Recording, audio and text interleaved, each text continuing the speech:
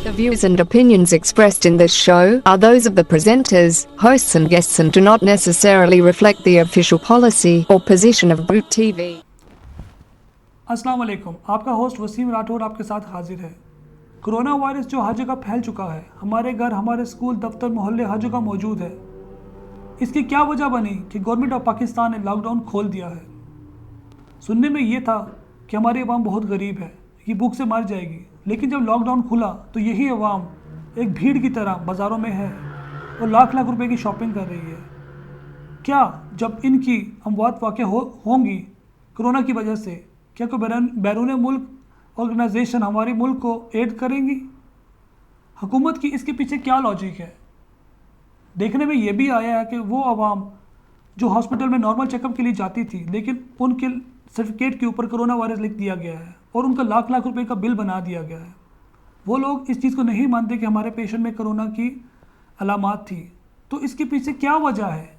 क्या हुकूमत ने अपोजिशन के प्रेशर में आकर लॉकडाउन को खोला है, या हुकूमत के ऊपर इंटरनेशनल प्रेशर है कि लॉकडाउन को खोला जाए? अगर हमारी अमवात में इजाफा होता है तो इसका ज़िम्मेदार कौन होगा? ये सब हम अपने प्रोग्राम में डिस्कस करेंगे। इस सिलसिले को आगे बढ़ाने के लिए हमारे साथ मौजूद हैं डॉक्टर इनाम आगा। डॉक्टर इनाम आगा का मुख्तसर तारुफ इस तरह है कि डॉक्टर इनाम आगा पिछले 20 साल से मेडिकल के शोबे से वाबस्ता हैं। सिंध यूनिवर्सिटी से इन्होंने स्पेशलाइजेशन की है और सिंध गवर्नमेंट के साथ ये मुसलसल वाबस्ता हैं और कोरोना वायरस के सिलसिले में जो रैपिड रिस्पांस की टीमें तश्कील दी गई हैं, उनकी ये ट्रेनिंग करते हैं। इंटरनेशनल NGO JSI के साथ भी इन्होंने मुख्तलिफ प्रोजेक्ट किए हैं। तो आइए आगा साहब से बात करते हैं और कुछ सवालात पूछते हैं जिनके मुतालिक ये हमें डिटेल से बताएंगे। अस्सलाम वालेकुम आगा साहब, कैसे हैं आप? वालेकुम सलाम वसीम साहब, कैसे हैं? ठीक ठाक। बहुत शुक्रिया आगा साहब, आपने वक्त निकाला हमारे लिए। तो आगा साहब मैं आपसे नो कुछ प्रॉब्लम। बिल्कुल जी। मैं आपसे कुछ बातें जानना चाहूँगा आगा साहब। इस तरह के देखिए, अभी तक कोरोना से जो मुतालिक डेथ्स हो चुकी हैं वो मोर देन 4.9 मिलियन हो चुकी हैं। वसीम साहब, ये दुनिया के लिए बायस तशवीश तो है, लेकिन मेरे ख्याल से इससे कहीं ज़्यादा बदतरीन पैंडेमिक्स जो है हम इससे पहले भी झेल चुके हैं। मिसाल के तौर पे अगर आप 1918 का फ्लू पैंडेमिक याद करें, जिसमें 500 मिलियन लोग इन्फेक्ट हुए थे और कोई 50 मिलियन लोगों की जान गई थी। और उससे पहले भी मेरे ख्याल से 1346 का कोई है year, and there was a bubonic plague started in Asia which claimed 200 million lives. So yes, this one is fastest growing pandemic, but at the same time we've had previous devastated situations also. तो अल्लाह खैर करेगा। वैसे I mean बिल्कुल, sorry. जी लेकिन अगर साहब मुझे ये बताएं कि हमारे नाज़रीन में देख रहे हैं, हमें बताएं कि कोरोना वायरस और कोविड-19 में बुनियादी फ़र्क क्या है? हमें समझने में प्लीज़ थोड़ी सी हमारी हेल्प करें। कोरोना वायरस जो है ना, it's a group of viruses, to more specifically कि it's a family of illnesses.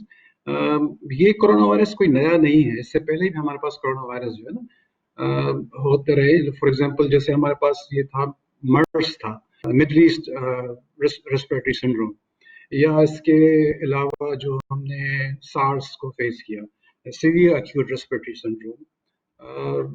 Covid के शुरू वाले दिनों में आपकी नज़रों से कुछ एक वीडियोस व्हाट्सएप पे गुजरी होंगी जिसपे लिखा हुआ था, वही डेटॉल की एक बोतल पे जिसपे स्टिकर दिखा था, just want to bring it to your notice कि ये कितना पुराना है। तो उस पे कुछ कंस्पिरेसी थ्योरिस्ट ने ये कहा कि इनको कैसे पता चला कि ये कोरोना वायरस जबकि एग्जिस्ट ही नहीं करता था। एनीवे, एक्चुअली ये फैमिली पुरानी है कोरोना वायरस की। That is how it was on to the level also. तो ये हाँ, हाउएवर, ये जो अब हमारे पास है, ये सार्स कोविड 2, ये नोवेल इसलिए हम इसके कहते हैं बिकॉज उसके स्ट्रेन में जो है वो म्यूटेशन हुई है उसी स्ट्रेन में। तो that's how we see it. तो वैसे जो ये वायरस है कोविड-19, it's the acronym self explanatory itself. जैसे कि CO in it stands for corona, and VI for virus, and D for disease in 19 because it came into 2019. तो doctor साहब मुझे ये बताएं कि पाकिस्तान में कोविड पैंडेमिक की सिचुएशन क्या है और गवर्नमेंट की स्ट्रैटेजी इसके बारे में क्या है? क्या मुतमईन है जो गवर्नमेंट इसके बारे में कर रही है? कुछ बताएंगे? सो फार सो गुड। आई थिंक जो एग्जिस्टिंग प्रोटोकॉल्स हैं WHO या CDC के, बिकॉज कोई ट्रीटमेंट तो है नहीं इस हवाले से, तो उसको गवर्नमेंट फॉलो कर रही है। आई मीन आप देखें कि पिछले एक आर्टिकल में मैंने कहीं मेरे नजरों से गुजरा था, कोई एबटाबाद की PhD थे, जिसने ये लिखा था कि Pakistanis have certain level of immunity to this virus and that needs to be proved. However, लेकिन उनका ख्याल था कि ये वायरस हमारे पास 2018 में शायद आ चुका है। यही वजह है कि शायद हमारे फिगर्स जो है दुनिया के बाकी मुल्कों के मुकाबले में इतने बुरे नहीं हैं। I mean for example if I quote के there are 45,898 cases which I just saw about half an hour ago. ठीक है ना? तो वो उस हवाले से, और फिर दूसरा कि जब पहला केस हमारे पास आया 26 फरवरी को पाकिस्तान में जब अपीयर हुआ, तो एक बंदा था जो ईरान गया, ईरान से वापस आए थे। तो हमारे पास जो केस फेटेलिटी है, जो हम एपिडेमियोलॉजिकल टर्म्स में हम देखते हैं कि शरह अमवात जो है in the number of people who have been diseased at one point in time, तो वो 2.14% है as compared to the global fatality rate जो है वो 3.4% है। और बावजूद इस हकीकत के कि हमारी जो शरह ख्वानदगी है वो काफ़ी लो है, और हम एक मेल नोरिश सोसाइटी ऑलरेडी हैं। हमारे कम तालीम की वजह से जो हमारे एटीट्यूड टुवर्ड्स हेल्थ कॉन्शियसनेस, जो सेल्फ कॉन्शियसनेस, वो के हिसाब से वो बुरे हैं। और रोज़मर्रा की जो रूटीन हमारी डेली लाइफ है उसमें हमारा जो हम वी क्वाइट इग्नोरेंट सोसाइटी, तो ये इम्पैक्ट इसका हमारे ऊपर ज़्यादा होना चाहिए था। बिल्कुल आका साहब, जैसे आपने बोला है वी डन कि वेरी यह बिल्कुल सॉरी फॉर कटिंग, जी मैं आपकी बात से एक मुझे क्वेश्चन जी याद आया कि आपने बोला है जिस तरह हमारे मुल्क में डेथ रेट बहुत कम है, अल्लाह का शुक्र है, लेकिन लास्ट जी मंडे से गवर्नमेंट ने 9 घंटे के लिए शॉपिंग मॉल्स को खोल दिया है। आवाम अब जाएगी जी हजूम के हिसाब से, ठीक है, वायरस फैलने का बहुत एग्जैक्टली खतरा है। तो आप क्या समझते हैं कि अच्छा जी फैसला है और वायरस ये फैलेगा? अगर अगर नहीं हमने आवाम ने बाहर जाना, सबने शॉपिंग करनी, ईद भी आ रही है, तो आप क्या समझते हैं कि आवाम को क्या एहतियाती तदबीर आजमानी चाहिए कि वायरस से मेरे ज़्यादा से ख्याल ज़्यादा बचा जा सके? मेरे ख्याल से ये बहुत बड़ा ब्लंडर है। और अगर हम ग्लोबल स्ट्रेटजी जो इन प्रैक्टिस है उसके लिहाज से उसको देखें, तो we know it spreads rapidly. और सबने ये देखा है, जो मंडे से जो आप जिस तरह आप ये फरमा रहे हैं कि लॉकडाउन खुला है, तो लोगों की भीड़ जिस तरह से शॉपिंग मॉल की तरफ गई है। पहले तो हमने सुना ना कि लोग भूख से मर जाएंगे और हम ये क्या कर रहे हैं, ये लॉकडाउन पॉलिसी गलत है, ब्ला ब्ला ब्ला ब्ला। तो अब जैसे ही हम उनको भूखों प्यासों को बाहर निकाला है, तो वो तो अपनी कोई डबल रोटी खरीदने तो नहीं गए, they have just headed for the shopping malls. तो ये बहुत बुरा फैसला था मेरे ख्याल से कि अब, और वो जो ग्राफ है उसमें मैं देख रहा हूँ कि उसमें तेजी से ऊपर जा रहा है। अब नॉट जस्ट बिकॉज कि हमारे पास, पहले तो हम कह रहे थे कि किटें, हमारे पास किट्स कम थी और रेट ऑफ टेस्टिंग हमारा कम था। अगर हम दोनों को भी कंबाइन करके ले, तो अगर हम असल में मेरे पास एक कुछ डेटा थी, मैं आपके साथ शेयर करना चाहता, which is very important, अगर if you want to know, I could नाजरीन के साथ, कि हमारे पास जो टेस्ट रेट है ना, वो 1856 टेस्ट पर मिलियन हम लेते हैं। एपिडेमियोलॉजिकल जो हमारा सिनारियो है उसमें कि पर मिलियन हम एवरेज लेते हैं, तो 1856 टेस्ट पर मिलियन हो रहे हैं पाकिस्तान में, जिसमें से लोएस्ट रेट जो है वो आज़ाद जम्मू कश्मीर का है, और सेकंड हाईएस्ट जो है, सॉरी, लोएस्ट आज़ाद जम्मू कश्मीर का है, और हाईएस्ट जो है वो फेडरल कैपिटल इस्लामाबाद का है, जहाँ पे 13,259 पर मिलियन टेस्ट हुए हैं। और उसके बाद थर्ड हाईएस्ट जो वो जिंद है, बाद में फिर वो KPK और पंजाब और and then Balochistan and so on. तो उस हवाले से भी एवरेज अगर आप देखे जाए, तो सिंध का भी इतना, वो डेथ रेट भी हवाले से इतना एवरेजली बुरा नहीं है। और ये पॉलिसी जो लॉकडाउन की जो अडॉप्ट की गई थी, हाउएवर इस पर पॉलिटिकल गेम्स काफी हुई, but I think it was quite an effective strategy, the whole world is following. अच्छा, दूसरी चीज मैं आपको बताना चाह रहा था कि जो 18 तारीख, ये जो आज से 2 दिन पहले मंडे तक हमारे पास टोटल जो है 3,87,000 टेस्ट हो चुके थे, जिसमें से 42,185 पॉजिटिव केसेस हैं, जिसमें से अब तक 9,000 प्लस हॉस्पिटल्स में हैं, और उससे 19,000 प्लस जो है वो होम आइसोलेशन या आइसोलेशन सेंटर्स में, 12,000 रिकवर हो चुके हैं, और अफसोसनाक जो है 939 डेथ्स हैं हमारे पास, जो कि बहुत ही कम रेशो है। इसमें भी एक और इम्पोर्टेंट चीज जो मैं आपको, जिसकी तरफ आपको ध्यान दिलाना चाह रहा हूँ, कि ये जो रेट हो, जो फ्रीक्वेंसी है, जो किस तरह इस वायरस की स्प्रेड की बढ़ी है, whether we have increased our testing or the virus rate of spread is going higher. तो उस वजह से अगर आप थोड़ा देखें कि पहला जो हमारे पास केस हुआ और उससे के बाद 10,000 केस का जो हमारे पास फिगर आया, दैट वाज इन 57 डेज। 57 दिनों में हमारे पास 10,000 केसेस हुए। दूसरा 10,000 जो हमारा एड हुआ, जिनके 20,000 प्लस जो हमारे पास केस हुआ, वो 11 दिनों में हुए। तीसरा 10,000 का जो था वो 7 दिनों में। चौथा 10,000 जो था वो 6 दिनों में। और वो जो चौथा था वो 16 मई को था, जब वो आप 40,000 के केसेस आते थे। और आज हमारे पास है 20 तारीख, 16 और 20 यानी 4 दिनों में मजीद हमारे पास 6,000 केसेस और हो गए। तो यू अगर see how dangerous it is. ये बिल्कुल, जैसे सॉरी अब बात काट रहा हूँ, जैसा आप कह रहे हैं रेट जिस तरह से वायरस का बढ़ता जा रहा है, हमने ऊपर से लॉकडाउन भी खोल दिया है, क्या आप नहीं समझते कि हमारी आवाम बहुत ज़्यादा रिस्क पे चलेगी? जी, बिल्कुल, हमने बहुत बड़ा बुरा रिस्क लिया है। अब आप इसी को दोबारा अगर आप बैक इन द हिस्ट्री जाएँ, तो 1918 में जो वो स्विस फ्लू हुआ था, जिसमें मैं जैसे मैंने बताया कि पे आई थी, उसपे उनको कंट्रोल किया, उन्होंने भी लॉकडाउन्स किए, सोशल डिस्टेंसिंग की, वही अब स्ट्रैटेजी थी कि मास्क पहने। और फिर वो सब जैसे ही लॉकडाउन खत्म हुआ तो हल्ला-गुल्ला करने के लिए everybody came on to the roads and everybody got busy with their lives और सब चीज़ भूल-भाल के। तो वापस जब सेकंड वेव आई तो उसमें करोड़ों लोगों की जान गई और हम भी वही खेल खेल रहे हैं। अल्लाह रहम करे हमारे ऊपर। अल्लाह रहम करे यार साहब। तो अगर साहब लेकिन देखा जाए ये वायरस बज़ाहिर तौर पर कोई अपने सिम्टम्स शो नहीं करता, बहुत से लोगों को पता भी नहीं होता कि उनको कोरोना वायरस है। तो आप क्या सजेस्ट करते हैं कि कौन सी ऐसी सिम्टम्स अगर आपको नज़र आती हैं कि आपको टेस्ट करवाना चाहिए? कुछ गाइड करेंगे हमें प्लीज़? देखें, इसमें 70 टू 80% बल्कि 75 टू 80% वैसे भी एसिम्टोमेटिक होते हैं। ये अब जब वायरस आपको कोई इन्फेक्ट हो रहे हैं तो ज़रूरी नहीं है कि आपके पास सिम्टम्स अपीयरेंस हो। अगर हो भी जाते हैं तो उसमें आपके हो सकता है कि आपके पास राइनोरिया यानी कि रनी नोज हो, आपको हेडेक की शिकायत हो और आपको बस फीवर और उसके साथ कफ हो। सीवियर केसेस में ये निमोनिया तक भी जा सकता है, जिसमें आपको हॉस्पिटलाइजेशन की ज़रूरत पड़ जाती है और अल्लाह खैर करे फिर वो वेंट वगैरह। तो अगर ये अलामात नहीं भी हैं, तो आपको एक केयरफुल रहने की ज़रूरत इस तरह है कि if you know you have come into contact with somebody who got infected, या उस वक़्त उसको पता नहीं था, आपको पता चला मैं फलाँ बंदे के साथ 2 दिन पहले था और अब पता चला कि भाई वो बंदा तो कोविड पॉज़िटिव हो गया है, तो you should also go and get yourself tested even if you are not symptomatic.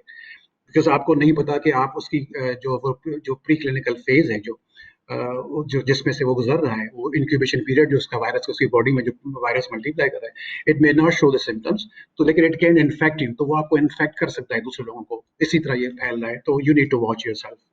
अगर खुदा न खास्ता डॉक्टर साहब ये वायरस किसी में पॉजिटिव आ जाता है, तो जब वो हॉस्पिटल में जाते हैं, क्योंकि आप भी डॉक्टर के पेशे से वाबस्ता हैं, तो इसका ट्रीटमेंट क्या है? बेसिकली तो इसकी वैक्सीन नहीं है, लेकिन इसका ट्रीटमेंट क्या होता है? कुछ हमें बताएंगे इस बारे में? ट्रीटमेंट एज़ सच अभी तक तो कोई ऐसा ख़ास नहीं। बीच में एक देखा ना कि हमने शुरू-शुरू में सुना जब चाइना में सबसे स्टार्ट वुहान में हुआ, तो चाइनीज़ इस पे फिलहाल तो कंट्रोल कर रहे थे, पर they kept on trying different things. तो पता चला कि एंटी मलेरियल जो है उसका कुछ रोल था। उस पे एक चाइनीज़ रिसर्च भी आई, एक स्टडी भी आई थी। तो उसमें फिर आपने देखा धड़ाधड़ हमारे मुल्क से रेसोचेन की शिपमेंट जा रही थी। पुरानी सी हमारे पास पॉपुलर ड्रग होती थी रेसोचेन, आजकल कोई इतना इस्तेमाल नहीं करता। तो रेसोचेन जाने लगी और उसपे रेसोचेन पे एक पेपर भी आया, चाइनीज़ एक स्टडी भी आई। और बाद में जी जनाब इसके साथ आगे शुरू में एंटी वायरल ड्रग्स भी ट्राई की गई और साथ-साथ में जो आपकी इम्यूनिटी को जो मॉड्यूलेटर्स हैं जो उसको बूस्ट अप करते हैं ताकि आपका इम्यून रिस्पॉन्स आपका स्ट्रांग हो, तो you can fight the virus, तो वो भी ट्राई किया गया। और उसके बाद जो है जी अचानक से फिर एक नारा लगा जी उसका हाइड्रोक्सीक्लोरोक्वीन का, जिसको ट्रम्प साहब ने भी अपने डाइस के पीछे वो कहा कि हाइड्रोक्सीक्लोरोक्वीन हाइड्रोक्सीक्लोरोक्वीन। नतीजा ये निकला कि आपने देखा कि शेल्फ में से विदिन 2 आवर्स जहाँ भी आप जाओ तो हाइड्रोक्सीक्लोरोक्वीन आपको मिली नहीं, तो बेचारे वो पेशेंट जो हाइड्रोक्सीक्लोरोक्वीन को फॉर रूमेटाइड आर्थराइटिस लेते हैं, बिकॉज ये ड्रग पहले जो ट्राई की गई है आजकल it's a drug of choice in rheumatoid arthritis also, it's got very good effects, तो अब वो नहीं ले सकते। ना सिर्फ ये, July to November is a peak season for malaria in Pakistan. आप जाएं तो सही मार्केट में आपको कहीं भी एंटी मलेरियल नहीं मिलेगी। तो ये जो हम अब ये भी इस पे एक फिर बात आ जाती है कि इन्फोडेमिक्स, इतनी सारी इन्फॉर्मेशन आ जाती है ना हमारे पास, so we don't know how to really go about it and we can not decide what is the right decision to make कि क्या लेना चाहिए। एजोमिक्स का भी कॉम्बिनेशन बताया जाता है, एज़ोथ्रोमाइसिन प्लस हाइड्रोक्सीक्लोरोक्विन, तो ये तमाम चीजें ये वो है। तो उस पे थेरेपी पे, प्लाज्मा थेरेपी पे काम हो रहा है पाकिस्तान में। वैक्सीन तो अभी दूर दूर की बात है, कोई कह रहा है हाँ हम कर रहे हैं, कोई कह रहा है क्या। बीच में पूरा खलीज टाइम्स में और न्यूयॉर्क टाइम्स में फेरोज सन्स के हवाले से आई थी कि पाकिस्तान इस पे काम कर रहा है। राइडोसिविर के नाम से एक एंटी वायरल ड्रग है जो इसमें इफेक्टिव है। अब उसके लिए उस पर भी लिखा होता है फॉर द क्लिनिकल ट्रायल्स। अब ये जो क्लिनिकल ट्रायल्स के बाद हम फौरन नारा लगाते हैं ना कि ट्रीटमेंट आ गया, ट्रीटमेंट आ गया। वो ट्रीटमेंट आप दे नहीं सकते सबको। Something which is for the clinical trial, it has to stay into the laboratory for the clinical trials only, for certain specific sample size of the patients, जिस पे आप देखते हैं उसके मुस्बत नतीजा आता है, उस पे लिटरेचर लिखा जाता है, उसके बाद ही आप मार्केटिंग करके आप लोगों को रिकमेंड करते हो। And it is not there as yet, तो हम बिल्कुल वी सही आर कह रहे हैं। स्टिल एट अगर द डेंजर, सो सब बेस्ट पॉलिसी इज। जी बिल्कुल sorry for cutting, I know जी ये बहुत कंफ्यूजन सी, जिस तरह आपने बोला है कि इन्फॉर्मेशन बहुत ज़्यादा हो रही, तो कभी कौन से लोग दवाई जी कभी कौन सी ले रहे हैं। जैसा कि आपको पता है कि वायरस पूरी दुनिया में ऑलमोस्ट हर जगह फैल चुका है, तो बहुत सारे लोग जी बैरून मुल्क से पाकिस्तान वापस आ रहे हैं। तो आप क्या सजेस्ट जी करते जी हैं वो जो लोग पाकिस्तान वापस आ रहे हैं, क्या उनका प्रॉपर एक प्रॉपर मैयर के तौर पर उनका ट्रीटमेंट हो रहा है, और वो डॉक्टर या वो लोग जो बाहर से मरीज आते हैं उनको डील करते हैं, को प्रॉपर एक एसओपी फॉलो कर रहे हैं? किस तरीके से आप देख रहे हैं कि पाकिस्तान बाहर से आने वाले लोगों को कैसे हैंडल कर रहा है? देखिए, पाकिस्तान से बाहर से जो लोग आ रहे हैं, इसमें कुछ हमारे रिश्तेदार भी आए, एक्सपीरियंस रहा। बाहर की जो स्ट्रेटजी है, एक तो ये कह कर रहे हैं कि वो एयरपोर्ट्स पे उन्होंने जो क्वारंटीन सेंटर्स बना लिए हैं। सून एज यू लैंड, तो एक तो पाकिस्तान अथॉरिटी ने एक हेल्थ फॉर्म भी अपना एक इशू किया है, जो आपके पेश को नजर में, इसमें एसओपी सारे मेंशन्ड है। तो आपने आपकी वो टेस्ट भी करते हैं, और अगर आपकी टेस्ट पॉजिटिव आती है खुदा न खासा, तो you have to be quarantine at the airport. सब होटल्स उन्होंने बुक किए हुए, उनको उन्होंने क्वारंटीन में कन्वर्ट किया हुआ है सेंटर्स में। और इसके अलावा अगर आप नेगेटिव हैं, तो फिर आप you can go with in 48 to 72 hours. और उसके अलावा ऐसा कोई कोई ट्रीटमेंट या कोई वहाँ पे तो ऐसा नहीं है, other than just putting you into the quarantine. और फिर डिपेंडिंग अपॉन योर सिम्टम्स, वो आपको उसी तरह से वो हॉस्पिटल की तरफ गाइड किया जाता है। और लेकिन यू हैव टू पे फॉर योर स्टे जहाँ पे आप हैं वहाँ पे। सही। तो अगर सर जी जैसे हमने पहले बात की कि लॉकडाउन खुल रहा है और आवाम शॉपिंग के लिए जाएगी, बैंक्स खुलेंगे, शॉपिंग मॉल्स खुलेंगे, तो आपने बोला है कि वायरस फैलने का खतरा भी इस तरह हो सकता है। तो क्या हम आप क्या समझते हैं, गवर्नमेंट को प्रॉपर प्लान करके इसको खोला है, या कुछ स्ट्रेटजी इसके पीछे है, या वैसे ही उन्होंने खोल दी? क्योंकि ये तो एक बड़ा मैस क्रिएट होने वाला है। मेरे ख्याल से पॉलिटिकल प्रेशर ज्यादा था। एक तो पॉलिटिकल प्रेशर, और फिर मीडिया में इतना सारा कुछ आ रहा होता है ना एक साथ से। तो even the department of health at one time I saw in Sindh was under lot of stress कि मीडिया ने ये बोला, मीडिया ने बोला। और मुझे बड़ा अफसोस है कहना पड़ता है कि मीडिया पे इतने सारे लोग आके बैठ जाते हैं जिनका कोई ताल्लुक नहीं मेडिकल फील्ड से, और सब कोई जो है ना वो आपको डिजीज के वायरुलेंस और उसके इंक्यूबेशन पीरियड पे, सिम्टम्स पे, ट्रीटमेंट्स पे धड़ाधड़ लेक्चर दिए जाते हैं। And it generates a wrong notion और एक गलत इंफॉर्मेशन जारी। तो ना सिर्फ ये एक स्केयर क्रिएट हुआ है, स्पेशली उन हेल्थ केयर वर्कर्स के लिए जो अपनी फैमिलीज को छोड़ के आके हॉस्पिटल में है, and they are so much expose to everything. वही उनके लिए बड़ा रिस्की होता है। उनकी फैमिली जब घर पे देख रही होती है, सुन रहे थे, पढ़ रहे थे, वो 10-10, 15-15 दिन घर पे नहीं आते। It's a big threat again. तो ये आई मीन ओवरऑल जो पिक्चर है ना, बड़ी बड़ी गंभीर सी है, और एज सच कोई स्ट्रेटेजी दिखने में नहीं आ रही। हाँ, सिवाय इसके कि ये लॉकडाउन से इफेक्टिव थे, और जो सोशल डिस्टेंसिंग या मास्क का पहनना, ये जो स्ट्रेटेजीज होती है, यही दुनिया के पास अवेलेबल है, और इसी को फॉलो करना है, इसी को प्रैक्टिस करना है। लेकिन इकोनॉमी डैमेज हो रही है, श्योर ये था। अ, जी, अगर सब जिस तरह हमने आई इतने कांट हियर दिनों, यू। जी जी जी हेलो, जी जी जी, नाउ आई कैन। या इतने दिनों से हमने जितने मुल्क को बंद किया हुआ था, तो हमारी इकोनॉमी को भी नुकसान हुआ होगा। क्या पता गवर्नमेंट इस प्रेशर में डेफिनेटली। आके खोला कि यार हमारी इकोनॉमी को जितना नुकसान हो रहा है उतना ना हो। तो लेकिन इकोनॉमी तो अपनी जगह, अगर इंसान इफेक्ट होंगे, इंसान मरेगा, तो इकोनॉमी कौन चलाएगा? तो ये एग्जैक्टली। तो इस बारे में थोड़ा बताएंगे, आप इकोनॉमी तो देखें ना, सफर कर रही थी। आप देखें ना, जैसे मैंने पहले अर्ज की कि एक फर्स्ट वेव आई थी, और उसके बाद सेकंड वेव आई थी 1918 में। वो जो सेकंड वेव आई थी, उसमें करोड़ों लोग मरे थे, 50 million deaths, lot of figure. तो अल्लाह रहम करे हमारे पास। और हमारे पास बड़ी बात ये है कि हमारे जो एटीट्यूड्स है ना, even the educated society that I see even here in defence in Karachi या क्लिफ्टन एरिया, पहले तो सब मास्क में घूम रहे थे। अब उन्होंने कहा कि दे प्रॉब्ली थॉट कि ये जो मास्क का पहनना है, ये सिर्फ मैंडेटरी था लॉकडाउन के साथ। अब जैसे ही लॉकडाउन खत्म हुआ, इसका मतलब कोरोना खत्म हो गया। और दूसरा एक नोशन दो ये भी डाला गया, ये सब बकवास है, इट्स अ होक्स, ये क्रिएट किया गया है, ये स्केयर किया गया है, इसके पीछे ये सियासत है। भाई सियासत कुछ भी हो, virus is here and you have to deal it.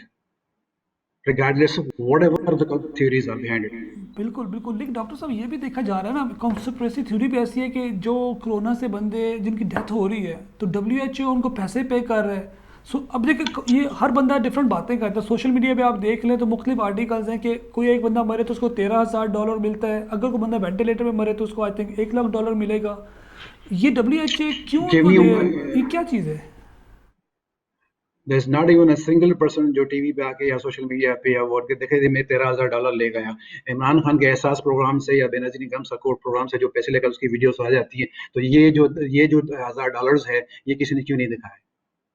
ये just nonsense. I think I don't believe this. I mean ये खामखा की बहुत सारी चीजें आ जाती हैं मीडिया में। तो लेकिन डॉक्टर साहब मुझे ये बताएं कि आप सिंध डिपार्टमेंट की तरफ से आप अपने अंदरूनी सिंध भी गए हैं, आपने जो इनकी रैपिड रिस्पांस टीम थी आपने उनकी ट्रेनिंग भी की है, तो डेफिनेटली आपको वहाँ पे बहुत सी चीज़ें ऐसी मिली होंगी जो आप चाहते हैं कि इसमें इम्प्रूवमेंट होनी चाहिए, या आपने वहाँ पे ऐसा क्या मेस या ऐसा अनट्रेंड चीज़ें देखी जो आप मेंशन करना चाहेंगे? प्लीज़ हमें बताएं कि आपकी सजेशन क्या है इस बारे में। जी हाँ, मुख्तलिफ डॉक्टर्स का ये ख्याल देखिए, पहली बात तो उनके अंदर बड़ी मायूसी थी। मायूसी ये सवाल जो वो पेशेंट्स को देख रहे हैं जिस मिजरी में, जिस पेन में जो वहाँ पे है, तो वो एक बड़ा इम्पैक्ट है उनका, साइकोलॉजिकल इम्पैक्ट है। And society at large is in psychological, because आप फोन भी करते हैं किसी को तो आपके पास कोरोना के हवाले से मैसेज आ जाता है। आई मीन पहले वो गया जब आपको कोई बड़ी प्यारी सी रिंगटोन सुनने को मिलती थी। I mean even that is all. I mean your life starts with corona in the morning and it ends at the day with corona.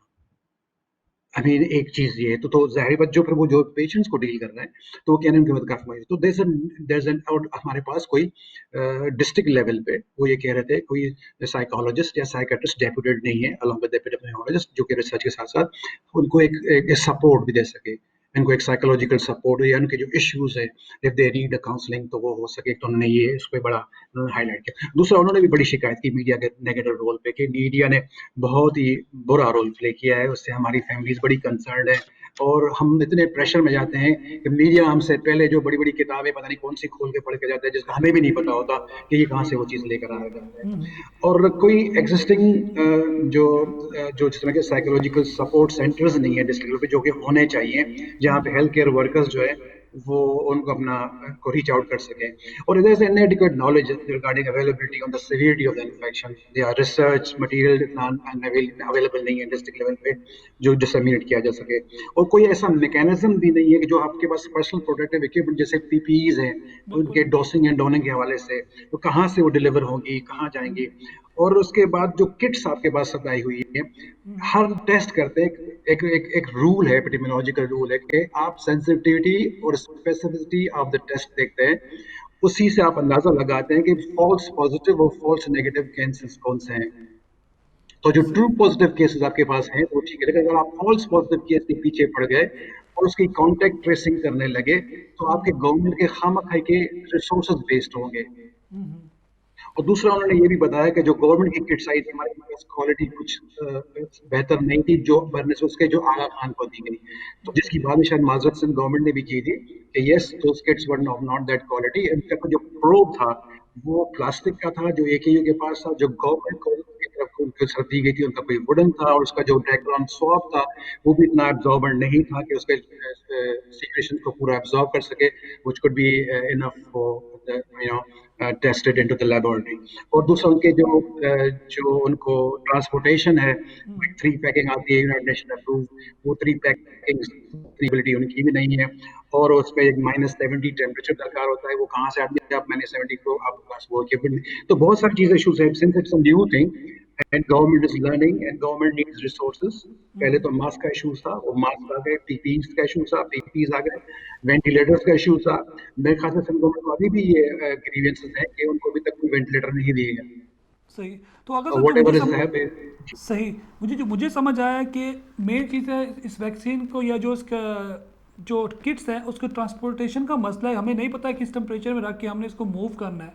और जैसे कि आपने ये भी बहुत बताया, बड़ा इशू है बिल्कुल जैसा कि आपने बताया कि क्योंकि बहुत सारे आप डॉक्टर जी जो सुबह शाम इससे रिलेटेड है उनके ऊपर इतना प्रेशर है मीडिया को देख के, मरीजों को देख के तो वो खुद जहनी मरीज होने के करीब हैं। तो इंशाल्लाह True. हमें उम्मीद है कि कोई बंदा गवर्नमेंट से इस बारे में सुन रहा होगा और आपकी रिकमेंडेशन पर अमल करेगा। लेकिन अगर सर एक सवाल मेरे जहन में आया है कि अब जिससे भी बात करें, जिससे आपने जिक्र किया कि यार वायरस ही वैसी है, ठीक है, लोग कहते हैं जी ये चाइना ने खुद फैलाया अमेरिका के खिलाफ, कुछ कहते हैं जी अमेरिका ने ये हमला किया चाइना पे क्योंकि इसकी इकॉनमी बहुत बढ़ना शुरू हो गई थी। अगर सब ये बातें हर जगह फैली हुई है, ठीक है, अब नो डाउट इसका कोई 100% प्रूफ हमारे पास नहीं है, लेकिन जिससे भी बात करो वो कहता है कि दो मुल्कों की आपस में लड़ाई है। तो आप इस चीज़ को किस नज़र से देखते हैं?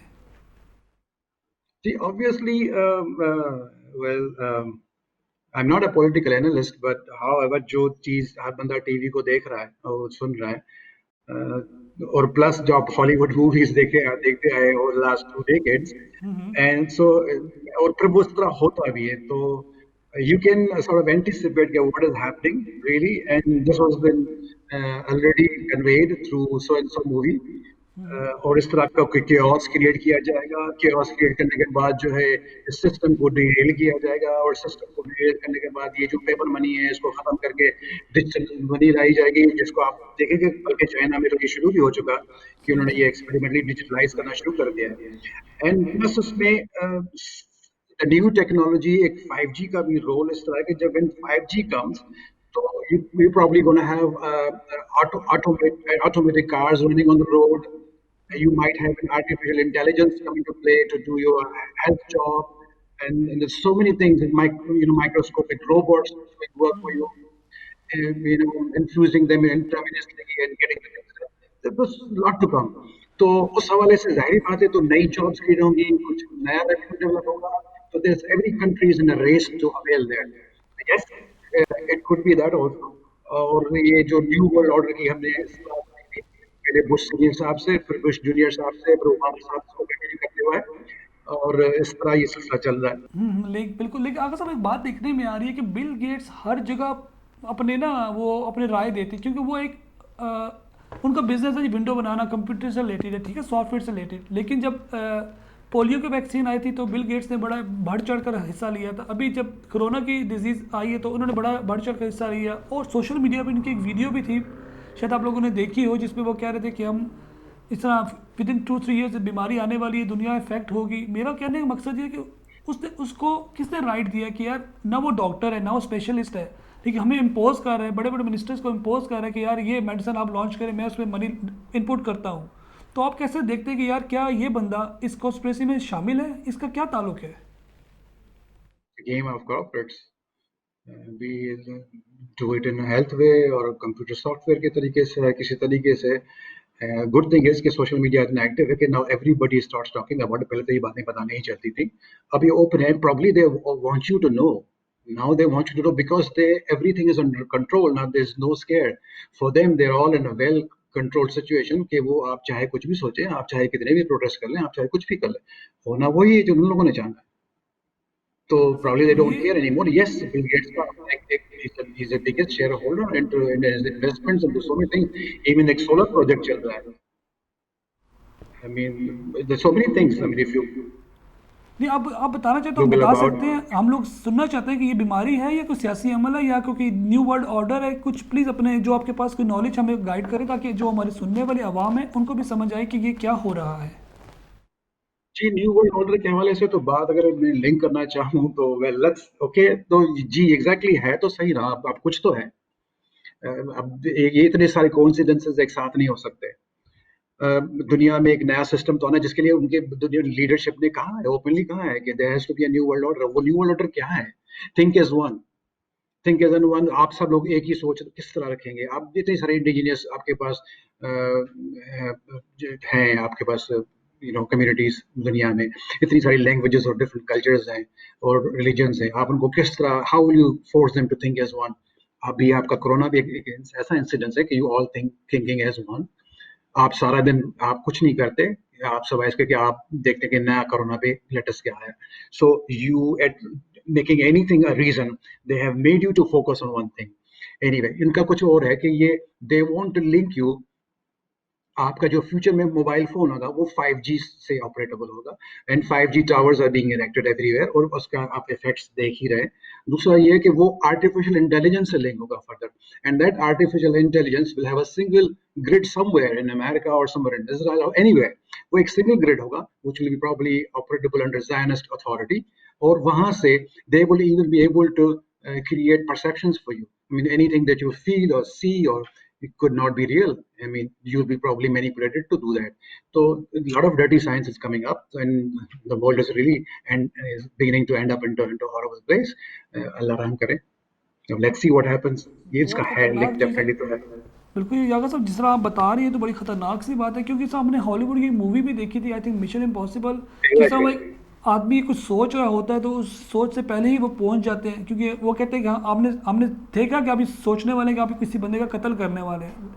तो ये सारी सिचुएशन उस तरफ नहीं जा रही कि क्या हमारी सोचों पर हावी होने वाले हैं, हमारी एहसासात पर, हमारे अमल पर वो सब कंट्रोल करना चाहते हैं। खुदा ना खास्ता जिस तरह अल्लाह की, हम कहते हैं कि अल्लाह की ज़ात हम सबको कंट्रोल करती है, ठीक है, हर चीज़ पर अल्लाह का एक कंट्रोल है। तो खुदा ना खास्ता क्या दुनिया पे खुद को खुदा बनाना चाह रहे हैं या कुछ ऐसा सिलसिला आपकी नज़र में है?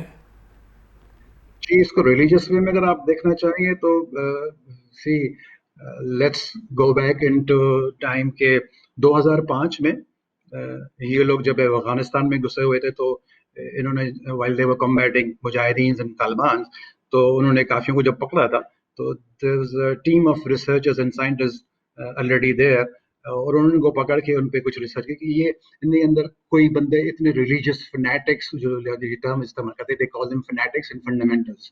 तो जो हमें अक्सर सुनने शुरू में यही टर्मिनोलॉजी आई थी, बाद में फिर वो इस्लामोफोबिक और ये वो वगैरह वगैरह जो है तो ये टर्म्स भी उन्हीं की हैं। तो उन्होंने उनको पकड़ के उन पे स्टडी किया और उनका जो ना वो उनका एक रियल टाइम टीसीआर किया और उसकी एक प्रेजेंटेशन की वीडियो भी आई थी, आजकल वापस वायरल हुई है वीडियो। ये 2010 में वायरल हुई थी और फिर वापस आजकल भी वायरल हुई है, जिसमें वो दिखा रहा है कि एक VMAT2 जीन एक्सप्रेशन को कंपेयर कर रहा है रियल टाइम टीसीआर से with those individuals who are much less fundamental तो इन देयर व्यूज। और वो दिखाना चाहता है कि ये इनके ब्रेन के कुछ एरियाज हैं जो ज्यादा प्रोफ्यूज्ड हैं, वो ज्यादा एक्सप्रेस्ड है और VMAT2 जीन है। अब VMAT2 जो है ना वो it's acronym for vesicular monoamine transporter 2 और उसका ये काम यही होता है कि ये जो ट्रांसपोर्ट ये इट्स अ सॉल्यूट कैरियर और ये 18 है मेंबर कि फैमिली ये के ये बिल्कुल चाह के प्रोटीन्स हमारे हैं। बिल्कुल ये हमारे दिमाग को और हमारी बॉडी को कंट्रोल करना चाहते हैं। तो जी जी मैं आपको बता दें इसमें 3 मेन हैं जो न्यूरो ट्रांसमीटर्स हमारे जो VMAT2 के जो जिसमें से होते हैं। एक तो उसमें है सेरोटोनिन है, डोपामीन है और नॉरएपिनेफ्रिन है। तो इनको ये जो है ट्रांसपोर्टर सिस्टम मैकेनिज्म। अच्छा ये एक और चीज बड़ी हैरत करने की बात है कि जो चाइनीज रिसर्च आई है बीच में अपनी यह था कि it can also make you this whoever has been infected with coronavirus तो he can be infertile in future, will not be able to procreate, वो बच्चे पैदा करने की साथ में चली जाएगी। फिर हम सोचते हैं कि शायद डीपॉपुलेशन प्लान इस तरह के था। दूसरा ये कि इसमें एंजियोटेंसिन रेनिन एंजियोटेंसिन मैकेनिज्म, एक रेनिन एंजियोटेंसिन एल्डोस्टेरोन सिस्टम होता है बॉडी के अंदर जो आपके ब्लड प्रेशर को मेंटेन करता है और सीक्रेशन ऑफ द ये एड्रेनोकॉर्टिकल हार्मोन्स जो है उनको भी रेगुलेट करता है। और इसका एक फिजियोलॉजिकल लिंक है आपके VMAT2 पोर्टल सिस्टम के साथ। जब आपका ये इफेक्ट हो रहा है तो आपका VMAT भी इफेक्ट हो रहा है। और VMAT की एक और इंटरेस्टिंग चीज जिसपे लिखा गया था, एक फेमस साइंटिस्ट है, नाम उसका भूल गया हूँ, जिसने एक किताब भी लिखी थी गॉड जीन के हवाले से, यस डीन हैमर। तो वो ये जो मोनोअमाइड्स हैं they feel they influence the spirituality. और ये जो इसका जो क्रोमोसोम जो था ये इसका VMAT2 का इसका एक जो नॉर्मल एलील है उसको भी उन्होंने स्टडी किया। तो monoamine influence spiritually by altering your consciousness. सही। और वो तो अगर सेरोटोनिन सब सॉरी आपकी डोपामिन बात सॉरी अभी आपकी बात यहाँ काटूंगा, मुझे जितना आपकी बात समझ आई ये चाह रहे हैं कि हमारे स्पिरिचुअल लेवल को भी कंट्रोल किया जाए। तो अगर सर मैं आपका बहुत बहुत शुक्रिया अदा करता हूँ कि आपने हमें इसको मेडिकल टर्म के लिहाज से भी और पॉलिटिकल लिहाज से भी आपने हमें इसके बारे में गाइड किया ताकि आम आवाम को भी समझ आ जाए कि वायरस है क्या चीज़, कैसे ऑपरेट करता है और इसका हमारी ज़िंदगी पर कैसे असरअंदाज हो सकता है। तो नाज़रीन थैंक यू। कोशिश की है कि आप किस तरह इस वायरस से ख़ुद को बचाव कर सकते हैं, क्या एहतियाती तदाबीर हैं जो आप इस्तेमाल करके ख़ुद को और अपने इर्द गिर्द के लोगों को महफूज रख सकते हैं। मैं उम्मीद करता हूँ आप सब अपना ख्याल रखेंगे और अपने इर्द गिर्द लोगों का बहुत ज़्यादा ख्याल रखेंगे। अल्लाह हाफिज़। The views and opinions expressed in this show are those of the presenters, hosts and guests and do not necessarily reflect the official policy or position of Brute TV.